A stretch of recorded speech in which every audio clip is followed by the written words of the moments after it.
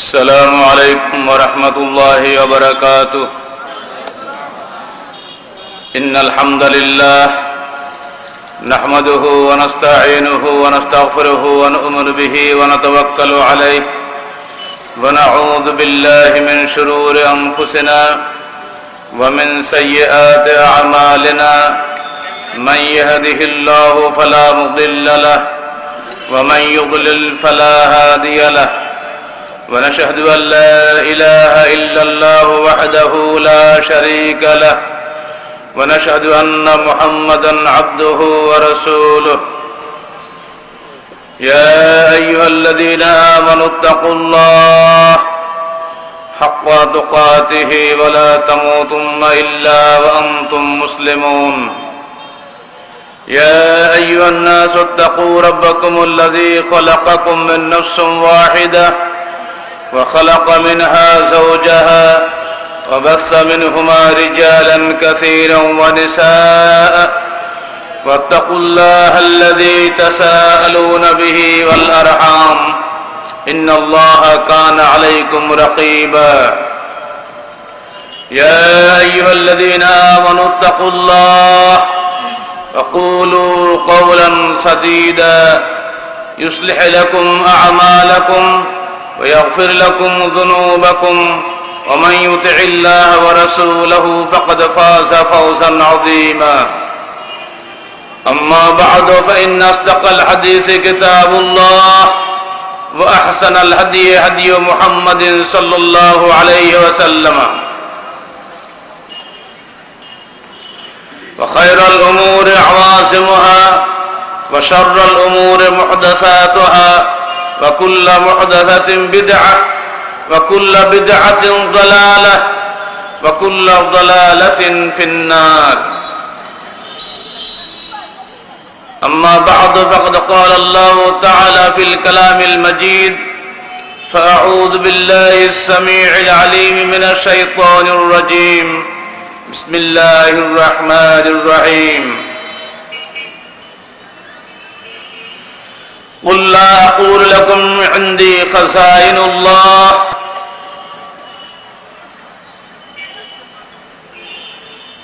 ولا أعلم الغيب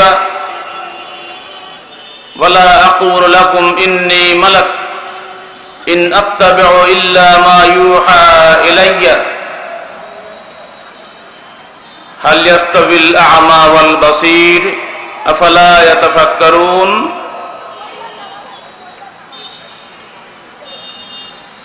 قال رسول الله صلى الله عليه وسلم كل أمتي يدخلون الجنة إلا من أبى. قالوا ومن أبى يا رسول الله؟ قال من أطاعني فدخل الجنة ومن عصاني فقد أبى. رواه البخاري. সম্মানিত সভাপতি, উপস্থিত উলামায়ে কেরাম এবং আহলে হাদিস আন্দোলন বাংলাদেশ সিলেট জেলা শাখা কর্তৃক আয়োজিত সিলেটের ঐতিহ্যবাহী সরকারি আলিয়া মাদ্রাসা ময়দানে আজকের জেলা সম্মেলনে সমবেত শ্রোতৃমণ্ডলী, আমি অত্যন্ত আনন্দিত যে ময়দানে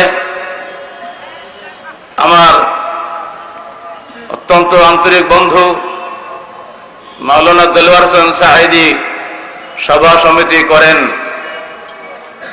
আজকে আল্লাহ পাক সেখানেই আমাদেরকে নিয়ে এসেছেন। গত বছরেও সাঈদী সাহেবের বক্তৃতা আর আমার বক্তৃতা মাত্র 2 দিনের পার্থক্য ছিল। দুর্ভাগ্য আমরা দুজনেই চলে যাওয়ার পর পরেই শাহজালালের মাজারে বোম্বিং হয়, আমরা যেন কিছুটা লজ্জিত বোধ করেছিলাম। জানি না পিছনে কারো কোনো চক্রান্ত ছিল কিনা, যে 2 জন বক্তা চলে যাওয়ার পরপরই বোম্বিং হওয়ার কারণটা যেন আমাদের ঘাড়ে চাপানো যায়, এরকম কোন চক্রান্ত ভিতরে ছিল কিনা বিরোধী মৌলানা আল্লাহ পাক ভালো জানেন। আজকেও যখন সিলেটের মাটিতে পা দিচ্ছি তখন এয়ারপোর্টে প্রথমে সালাত আদায় করে দোয়া পড়ে নিয়েছি, আল্লাহুম্মা ইন্না নাজআলুকা ফি নুহুরিহিম ونعوذ بك من شرورهم আউযু বিকালিমাতিল্লাহি তাম্মাতি মিন শাররি মা খালাক। কেন যেন এই দোয়া বহুদিন পরে আজকে পড়তে হলো? নিশ্চয়ই আপনারা জানেন যারা পত্র পত্রিকা পড়েন, যখনই পৃথিবীর যে কোনো প্রান্তে দ্বীনে হকের আওয়াজ উঠেছে, তখনই দ্বীনে বাতিলের ঝান্ডা বাহিরা গর্জে উঠেছে। কখনোই তাকে নিরুপদ্রব ভাবে সামনে এগোতে দেয় নাই। চিরদিনের ইতিহাসকে পাল্টে দেওয়া সম্ভব নয়। বাংলাদেশের মুসলমান মনে প্রাণে ইসলামকে পছন্দ করে, মনে প্রাণে শেষ নবী মুহাম্মদ রাসূলুল্লাহ সাল্লাল্লাহু আলাইহি সাল্লামকে ভালোবাসে। রসুলের জন্য হাসি মুখে জীবন দিতে প্রতিটি মুসলমানের বাচ্চা প্রস্তুত। কিন্তু দুর্ভাগ্য, রসুলের তরিকা আমাদের সামনে স্পষ্ট নয়। আর সে কারণে ইসলাম আজকে আমাদের কাছে পবিত্র বস্তু, কিন্তু পালনীয় বস্তু নয়। ইসলামকে আমরা রেখে দিয়েছি অত্যন্ত সসম্মানে,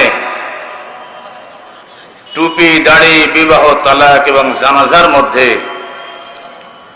জীবনের বিস্তীর্ণ ক্ষেত্রে আমরা ইসলাম থেকে বাহিরে গিয়ে মানব রচিত মতবাদের অনুসরণ করছি। ফলে আমরা প্রতি পদে পদে ব্যর্থ হচ্ছি। ভাইয়ে ভাইয়ে হানাহানি, কাটাকাটিতে লিপ্ত হয়ে গেছি। কেউ কাউকে ভালোবাসতে পারছি না। ধর্মীয় জগতে যারা বিরাজ করছি, অসংখ্য মাযহাব ও তরিকায় বিভক্ত বাংলার মুসলিম উম্মাহ, কারো সঙ্গে কারো মুখ দেখা দেখি নাই। বাংলাদেশে মারেফাতের নামে শুধু 200 মাযহাব বিরাজ করছে। বাংলাদেশে পীরের সংখ্যা 2,98,1921 সালের বাংলাদেশ সরকারের শুমারি মোতাবেক। কোন পীরের সঙ্গে কোন পীরের মিল নাই, অথচ মাযহাবের দিক দিয়ে সবাই কিন্তু এক।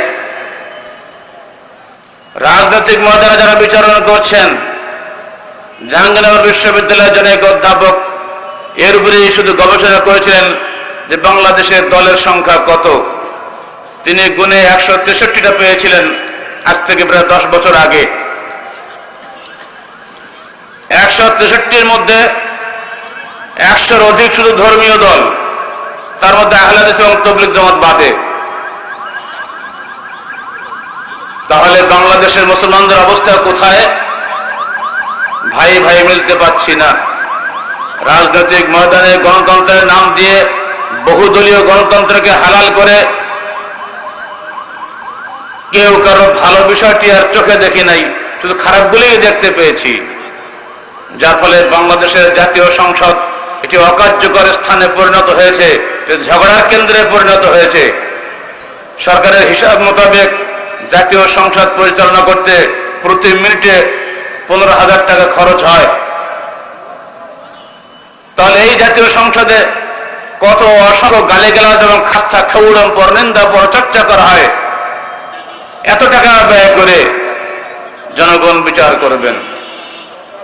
আখিরাত তো গেলই, দুনিয়ার অবস্থাটা কি? এ সব কিছু আজকে নতুন নয়, বহু পুরানো জিনিস।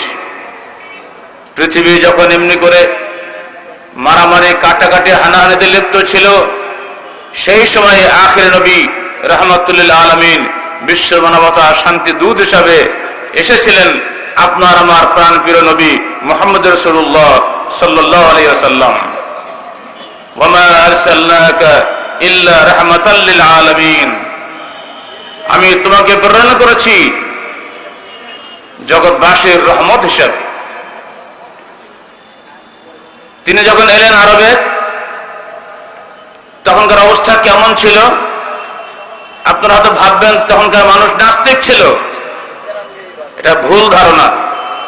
নাস্তিকের দেশে শেষ নবী আসেন নাই, কমিউনিস্টের দেশে শেষ নবী আসেন নাই, এসেছিলেন আল্লাহওয়ালাদের দেশে। এই বিষয়টি অনেকে হয়তো বা খেয়াল থাকে না অনেক সময়। জাহেলি কবি লবিদ ইবনে রবিয়া জাহেলি কবি জোহর ইবনে আবি সালমা, যারা রাসূলের আগেই যাদের মৃত্যু হয়ে গেছে, তাদের কবিতাই সাক্ষ্য দিচ্ছে যে তারা আল্লাহকে মানতেন। জোহর ইবনে আবি সালমা তার সম্প্রদায়কে উপদেশ দিয়ে বলে যাচ্ছেন, ফালা তাকতুমান্নাল্লাহা মা ফি নুফুসিকুম লিয়াখফা ওয়া মাহমা ইয়াকতুমিল্লাহু ইয়ালামি ইউআখার ফায়ুদআ ফি কিতাবিন ফায়ুদাখার লিয়াউমিল হিসাব আও ইউআজ্জাল ফায়ুনকামি। ওদিকে লবিদুর রাবিয়া বলছেন, আলা কুল্লা শাইইন মা খারাল্লাহি বাতিলু ওয়া কুল্লু নাঈমিন লা মাহালাতা যাইলু। আল্লাহ রাসূল খুশিতে বলছেন, জাহেলি কবির মধ্যে সবচেয়ে উত্তম কবিতা যদি কিছু থাকে তাওহীদ ভিত্তিক, সেটা লবিদুর রাবিয়ার এই কবিতা। তিনি বলছেন, শুনে রাখো, দুনিয়ার সবকিছু ধ্বংস হয়ে যাবে, শুধুমাত্র আল্লাহর অস্তিত্বই টিকে থাকবে, আর একে কেউ ধ্বংস করতে পারবে না। এটা কি কোন নাস্তিক মানুষের কথা হতে পারে? জোহর বলছেন, হে আমার সম্প্রদায়, হে চুক্তি সম্পাদনকারী দুটি দলের নেতারা, শুনে রাখো, লা তাকতুমান্নাল্লাহা মা ফি নুফুসিকুম, তোমাদের হৃদয়ে চুক্তি ভঙ্গের যে বিশ্বাসঘাতকতা লুকিয়ে আছে, ওটাকে কখনোই তোমরা আল্লাহর নিকট থেকে লুকাতে পারবে না। যখনই লুকানোর চেষ্টা করবে তখন ওটা আল্লাহ পাক প্রকাশ করে দিবেন। আল্লাহ পাক ইচ্ছা করলে ওটাকে এই দুনিয়াতেই শাস্তি দিতে পারেন, অথবা ইচ্ছা করলে ইয়াউমুল হিসাব, কিয়ামতের দিনের জন্য রেখে দিতে পারেন। এই কবিতার মধ্যে যেমন আল্লাহর অস্তিত্বকে স্বীকৃতি দেওয়া হয়েছে, ঠিক তেমনি আখিরাতের জবাবদিহিতারও প্রমাণ মিলে। শেষ নবীর বিরুদ্ধে যুদ্ধ ঘোষণা করে আবু জাহল, আবু সুফিয়ান, আবু লাহাব যখন মক্কা থেকে মদিনা যাচ্ছেন, তখন তারা ঘর থেকে বের হয়ে 1000-এর বিশাল বাহিনী নিয়ে সর্বপ্রথম গিয়েছিল কিন্তু কাবা ঘরে, এবং সেখানে গিয়ে প্রার্থনা করেছিল কাবার গিলাফ ধরে, আল্লাহুম্মা ইন কানা মুহাম্মাদুন আলা হাক্কিন ফানসুরহু ওয়া ইন কুননা আলা হাক্কিন ফানসুরনা। হে আল্লাহ, যদি মুহাম্মদ হকের উপরে থাকেন তাহলে তুমি তাকে সাহায্য করো, আর যদি আমরা হকের উপরে থাকি, হে আল্লাহ তুমি আমাদেরকে সাহায্য করো। পুতুলের কাছে যায় নাই, প্রতিমার কাছে যায় নাই, কাবা ঘরে গিয়েছিল, কাবা ঘরে গ্লাভ ধরে কেঁদে কেঁদে আবু জাহল বলেছিল, বলুন এটা কি তাওহীদের পরিচয় না নাস্তিক্যবাদের পরিচয়? নিঃসন্দেহে তারা আল্লাহকে বিশ্বাস করতেন, তারা আখিরাতকে বিশ্বাস করতেন, তারা হজে বিশ্বাস করতেন, কাবা গৃহকে হেফাজত করার জন্য তারা তাদের জান মালকে ব্যয় করতেন। এত সত্ত্বেও সেখানে নবী কেন আসতে হলো? কি কারণ ছিল যে নবীর সঙ্গে তাদের যুদ্ধ হলো? বদরের যুদ্ধ হলো, উহুদের যুদ্ধ হলো, আহজাবের জীবনের 27টা যুদ্ধ কেন করতে হলো? কেন নবীকে দাঁত ভাঙতে হলো? কেন নবীকে রক্ত প্রবাহিত করতে হলো? এই পার্থক্য যদি বাংলার মানুষ বুঝতো, তাহলে আজকে বাংলার জাতীয় সংসদে এক আইন, আর বাংলার মসজিদে আর এক আইন হতো না। বাংলার মানুষ পৃথিবীর সবচাইতে শান্তির মানুষে পরিণত হতো।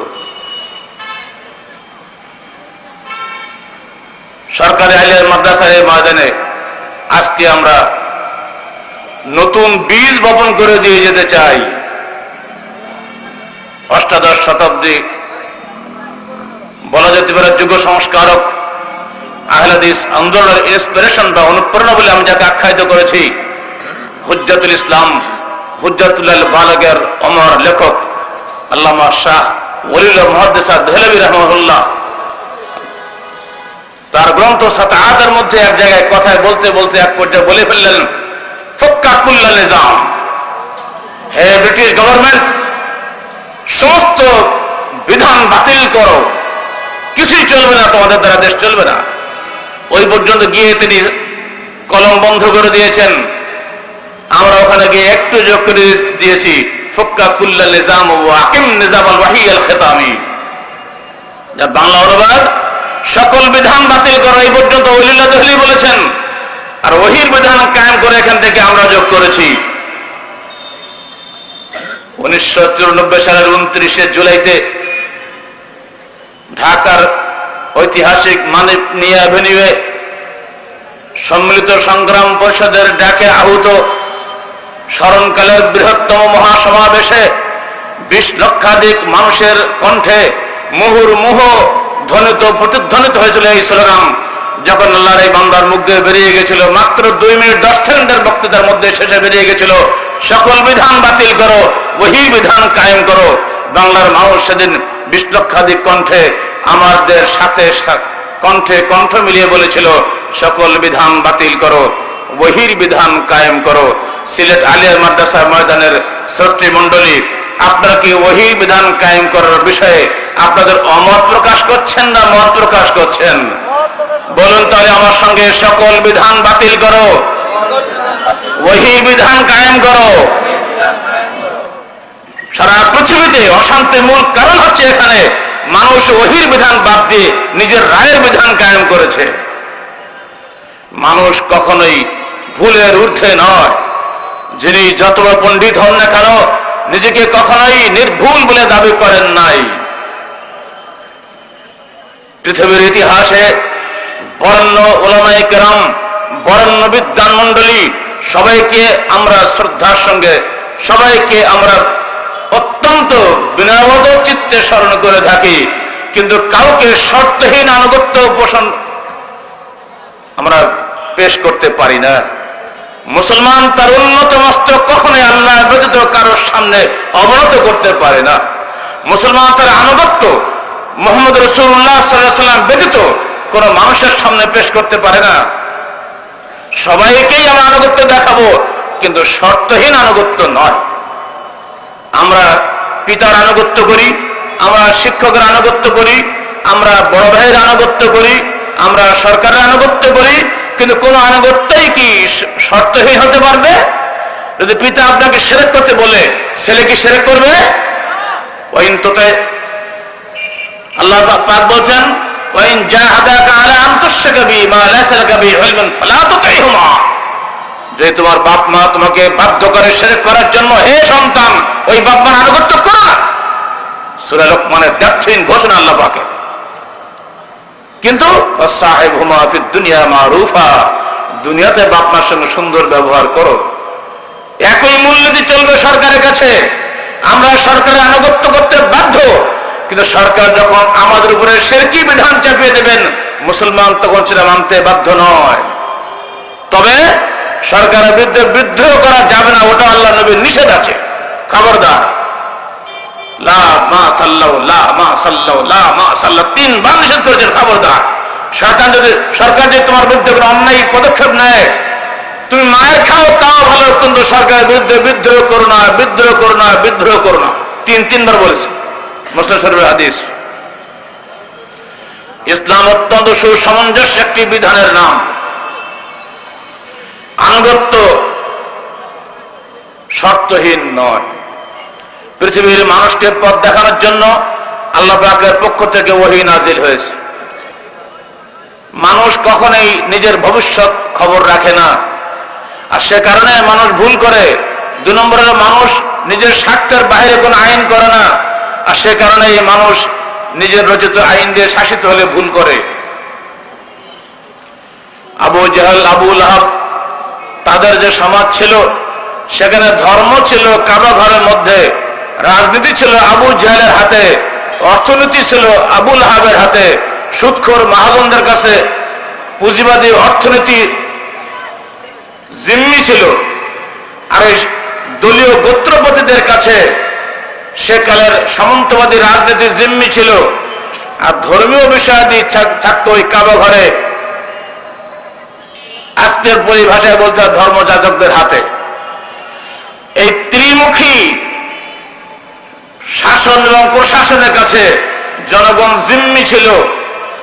আল্লাহ রাসূল এসে বললেন, কুলু লা ইলাহা ইল্লাল্লাহ তুফলিহু, তোমরা বলো আল্লাহ ব্যতীত কোনো ইলাহ নেই, তাহলে তোমরা মুক্তি পাবে।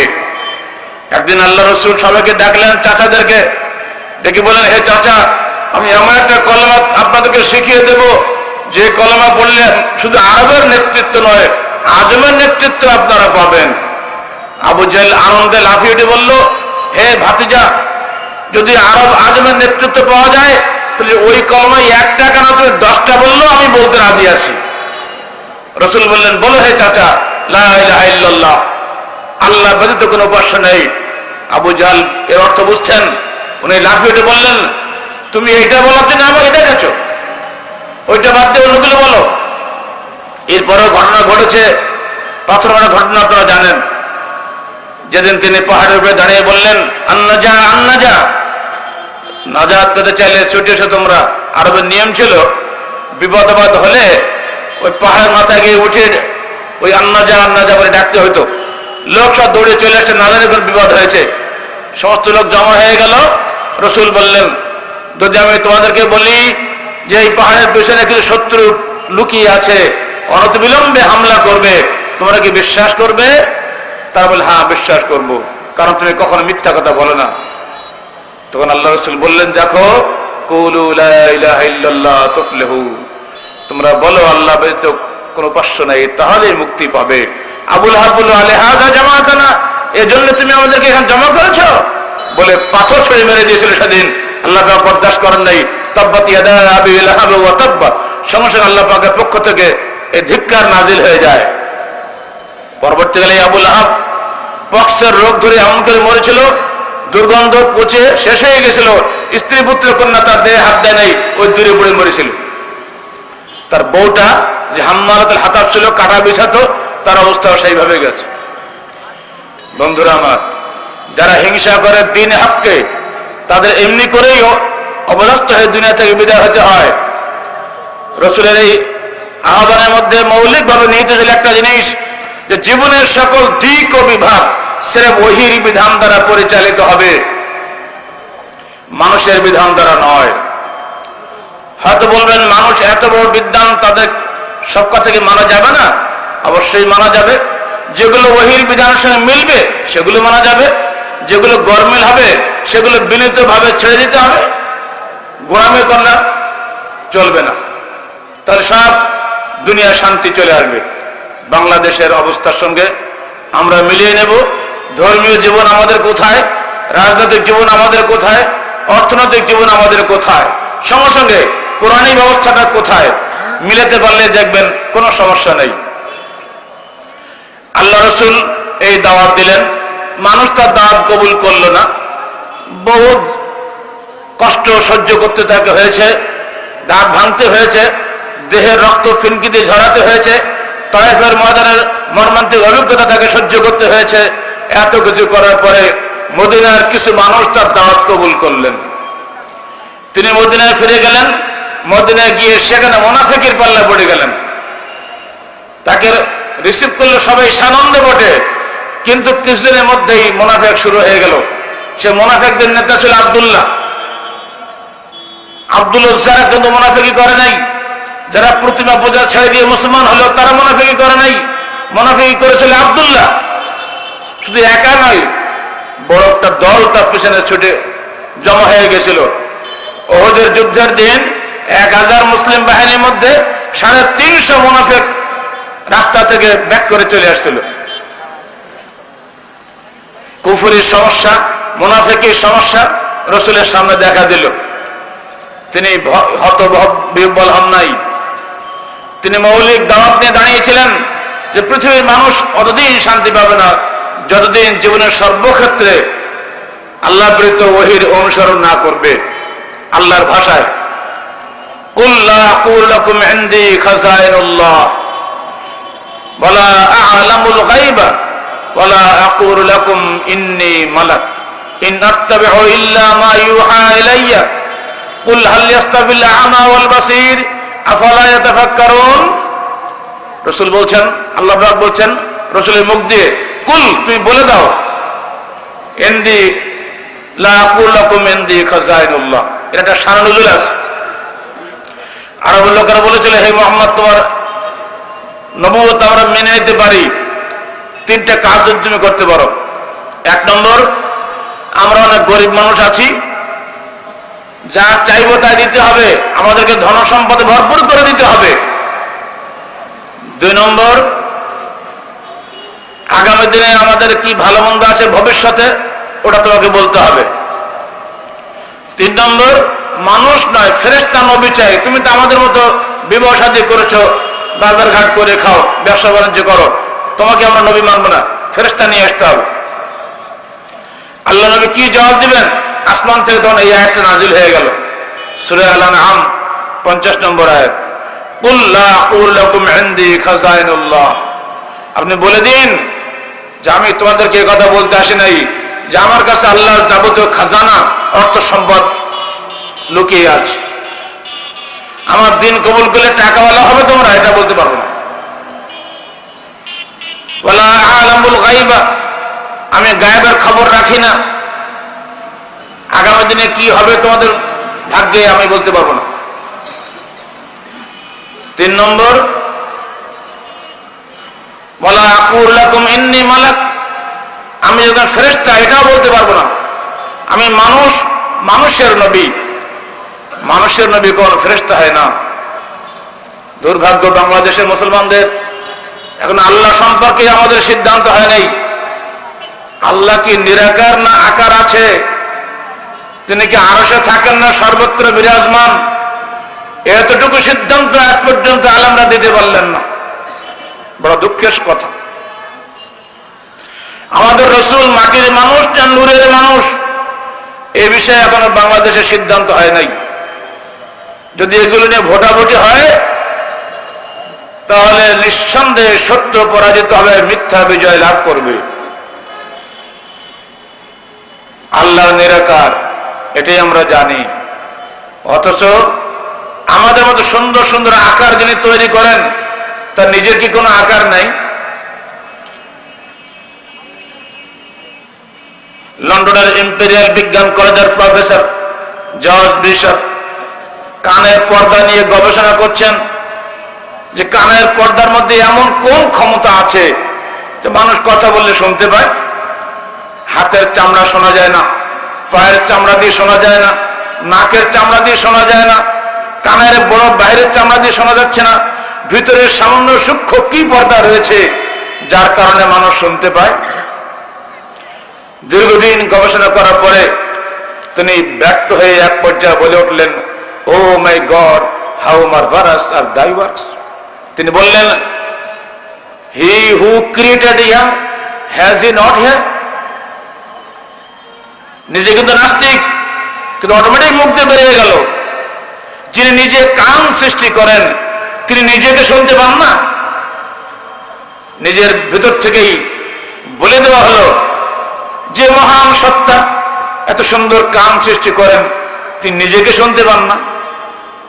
বহু আগেই আল্লাহ বলে দিয়েছেন, লাইসা কামিসলিহি শাইউন ওয়া হুয়াস সামিউল বাসীর।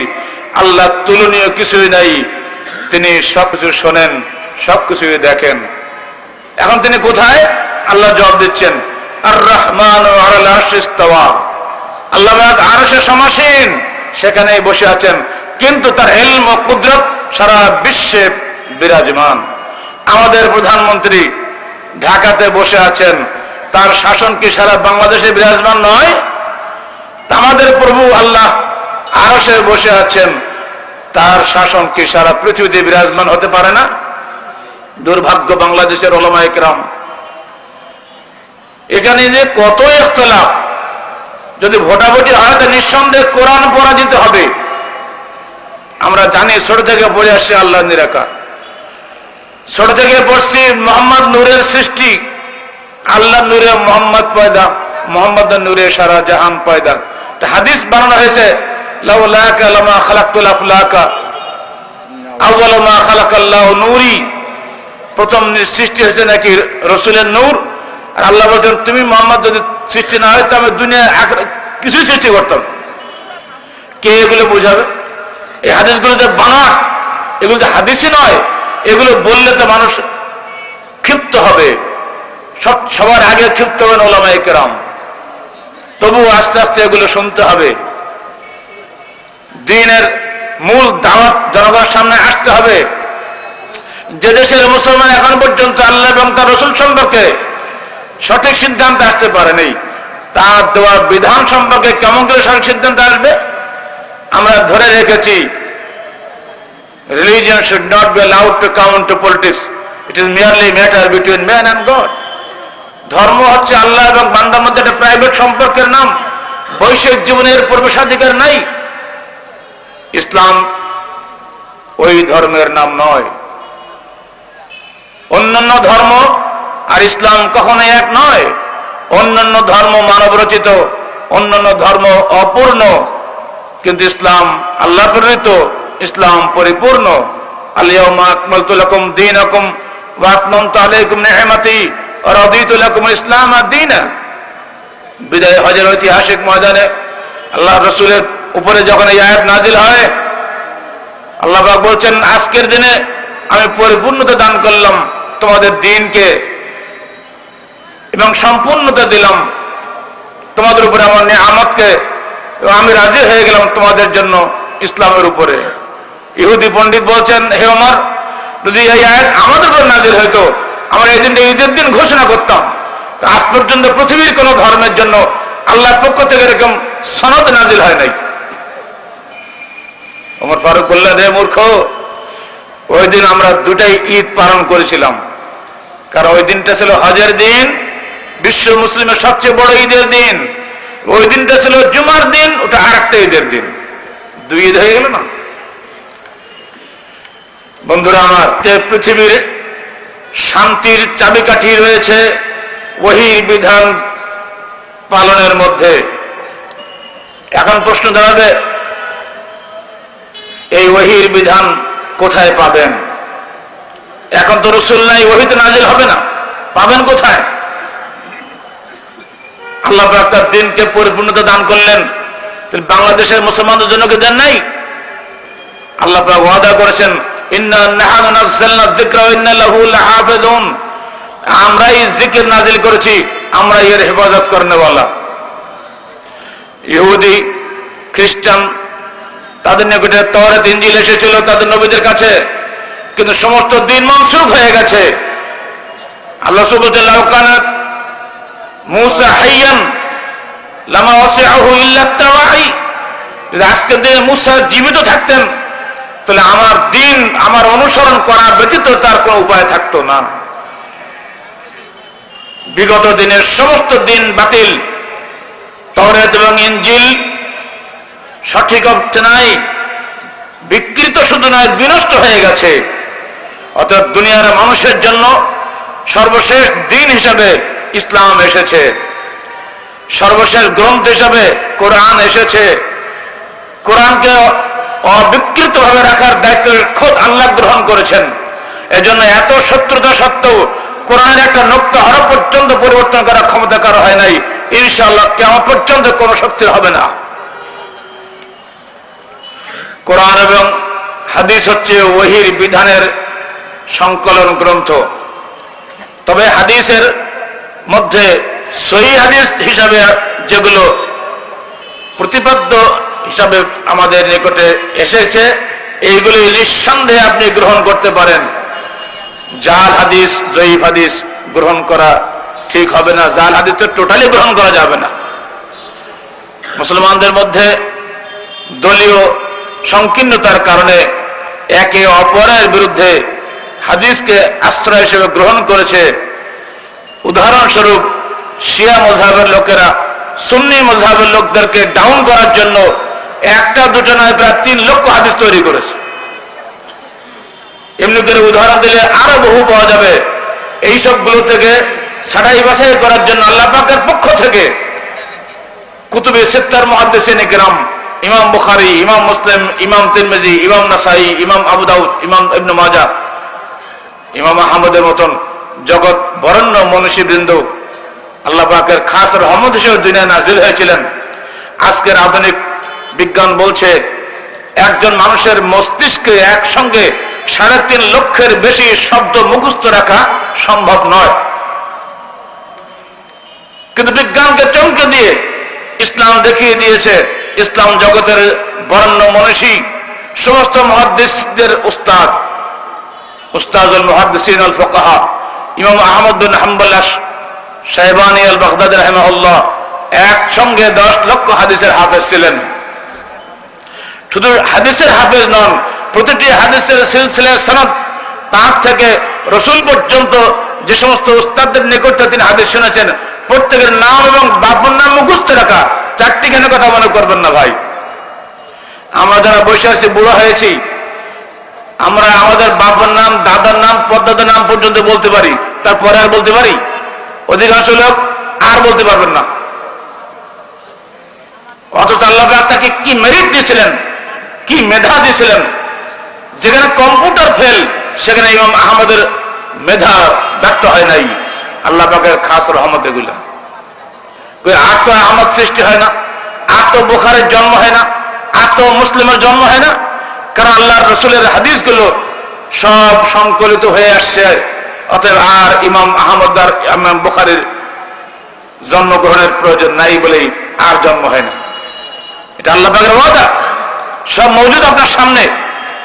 আমরা যারা পরে জন্মগ্রহণ করেছি, এটা আমরা বরং সৌভাগ্যবান। কারণ 4 ইমামের যুগে সমস্ত হাদিস একত্রিত হয় নাই, সংকলিত হয় নাই। তাদের মৃত্যুর পরেই আরো সুন্দরভাবে সব সংকলিত হয়েছে। আর এইগুলো এখন আমাদের সামনে মওজুদ হয়ে আছে। ওহীর বিধান মান্য করা আগের চেয়ে এখন বেশি সহজ। আপনি কি করে খাবেন, কি করে চলাফেরা করবেন, কি করে ধর্ম করবেন, কি করে রাজনীতি করবেন, কি করে অর্থনীতি করবেন, কি করে দাফন করবেন, কি করে কাফন পরাবেন, কি করে বিবাহ শাদী করবেন, কিতাব খোলেন, অধ্যায় রচনা করা হয়েছে, সব জবাব পাবেন। এমনকি কিভাবে চুল আশ্রাইতে হবে, এর উপরও হাদিসে একটা অধ্যায় রচনা করা হয়েছে। যারা সায়েন্সের ছাত্র, সায়েন্সের অধ্যায় খুলে বের করুন। বুখারী শরীফে, মুসলিম শরীফে অসংখ্য হাদিস পাবেন। শুধু মেডিকেল সায়েন্সের উপরে বুখারী শরীফে 200 হাদিস রয়েছে। কোরআনের 11টি আয়াতে বিজ্ঞান বহন করে।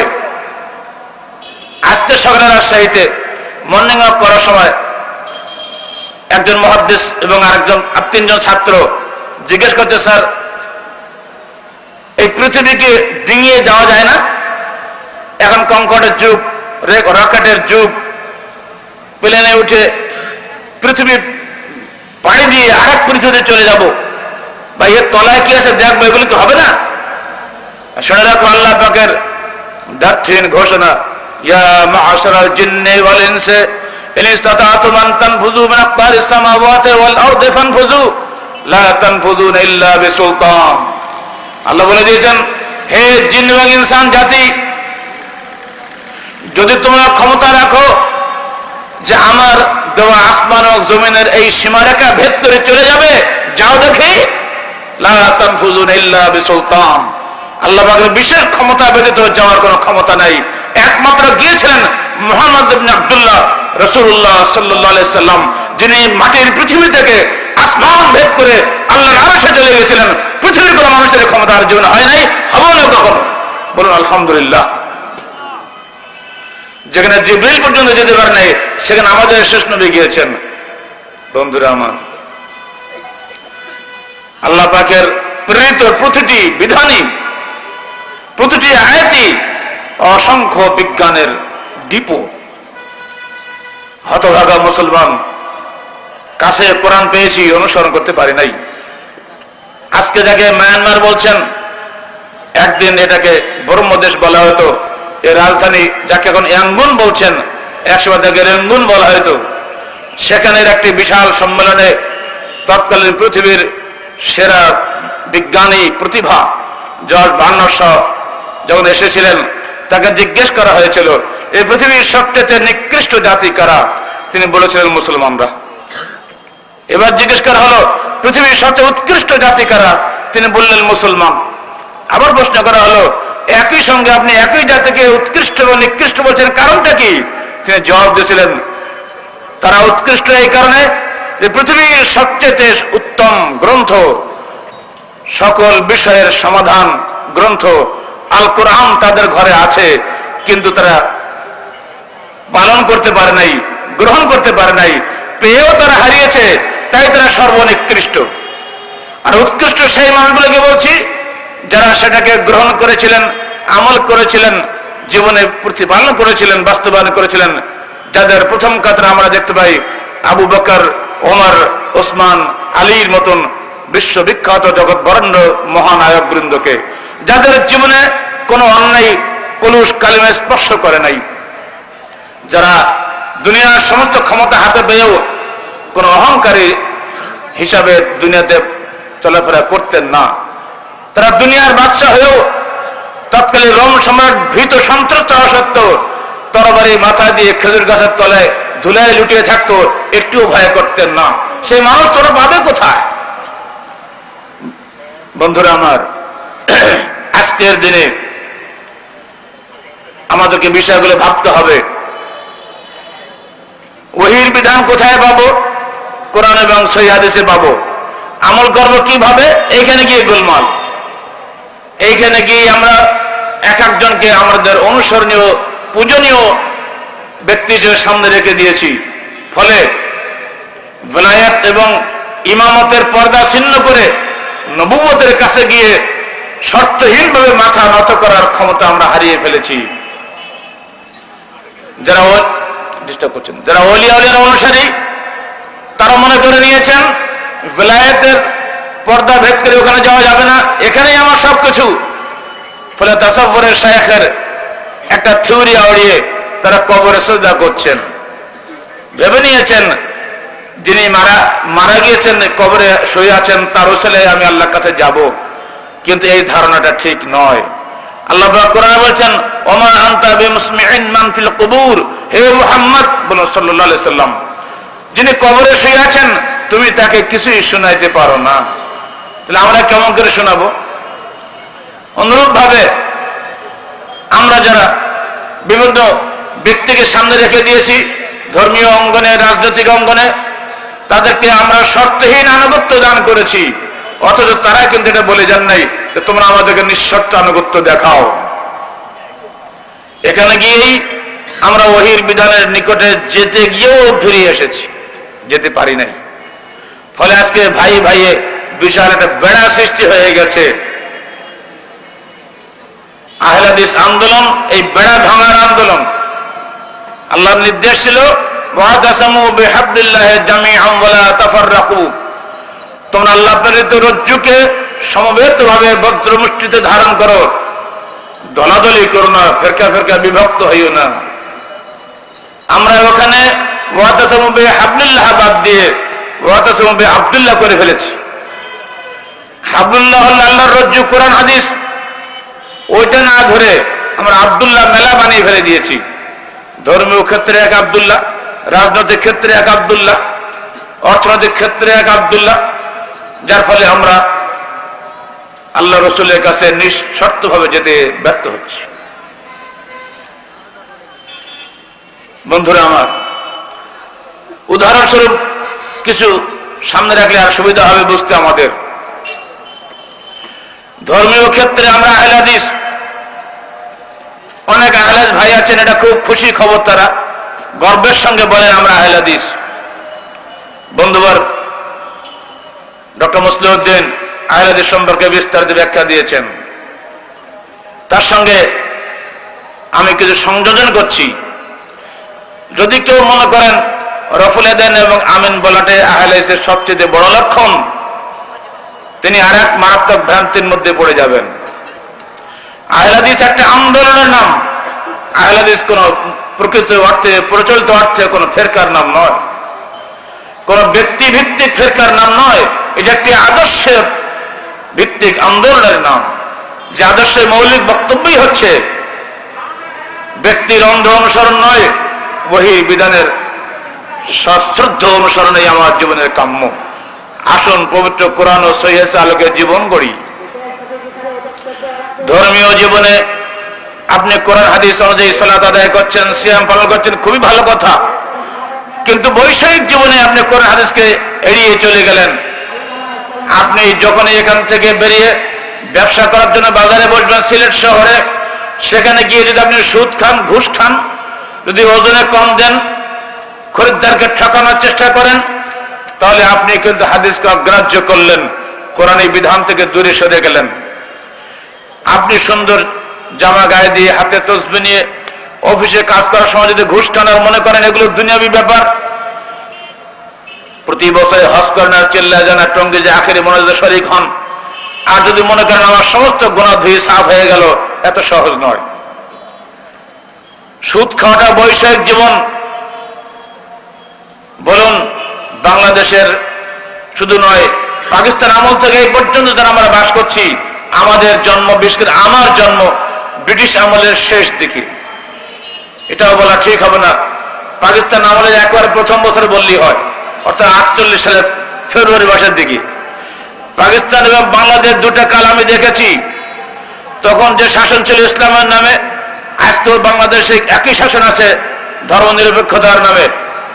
পাকিস্তান আমলে যারা আমার সঙ্গে জন্মগ্রহণ করেছেন তারা বুকি হাত দিয়ে বলুন, পাকিস্তান সরকার ইসলামী প্রজাতন্ত্রের ঘোষণা করেছিলেন, কিন্তু তারা কি তাদের শাসন ব্যবস্থা থেকে সুদকে হটিয়ে দিতে পেরেছিলেন?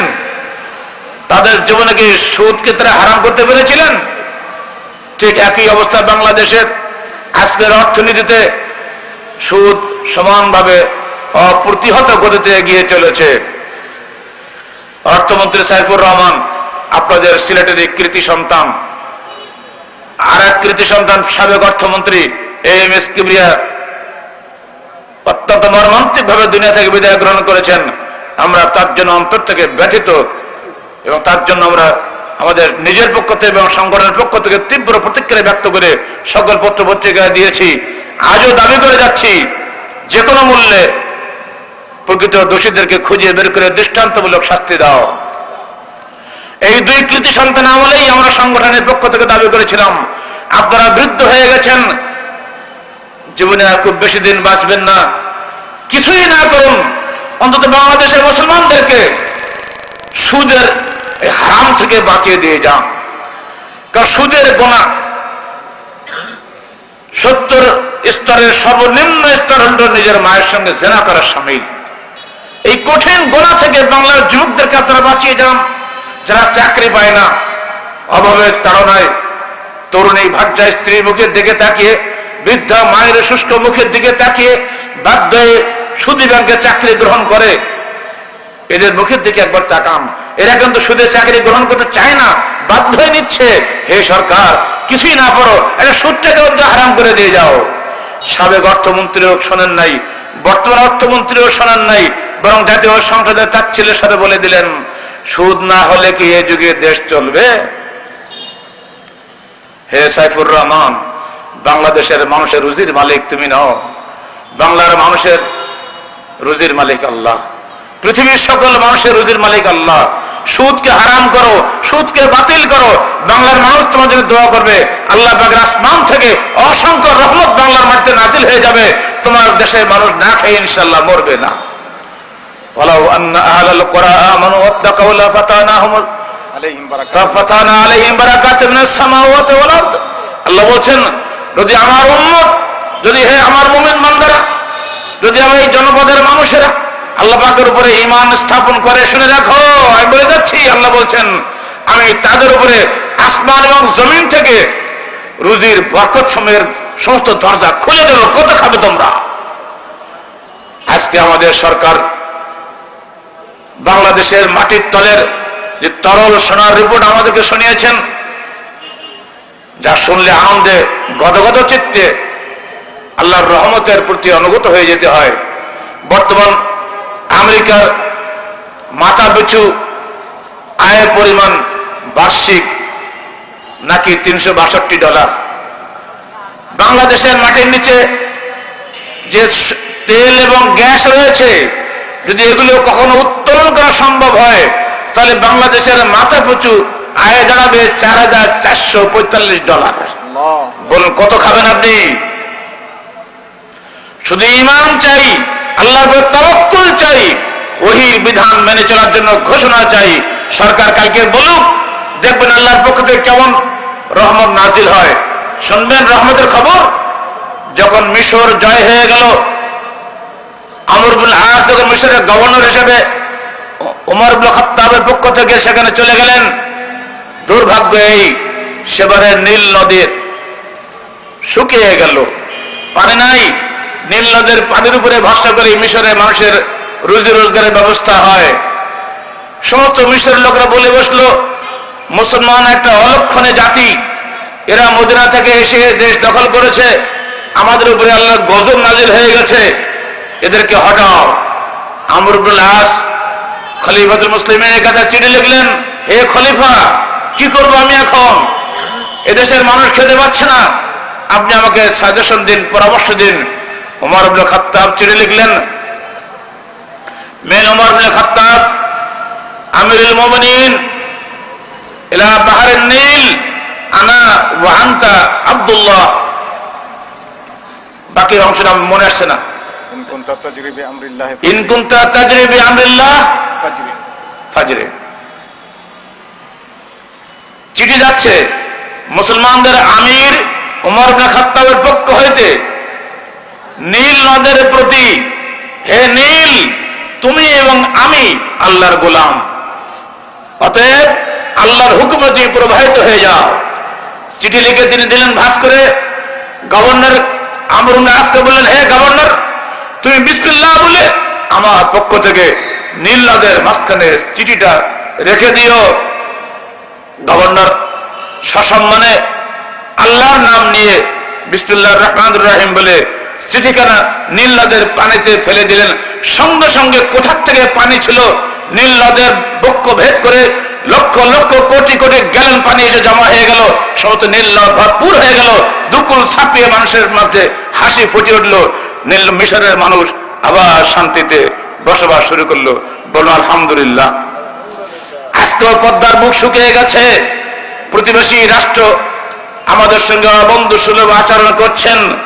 যদিও ভারতের নাগরিকদেরকে আমরা ভালোবাসি, কিন্তু সেদেশের সরকার বাংলাদেশের সঙ্গে অবন্ধু সুলভ আচরণ করেছেন, এটা বাস্তব সত্য।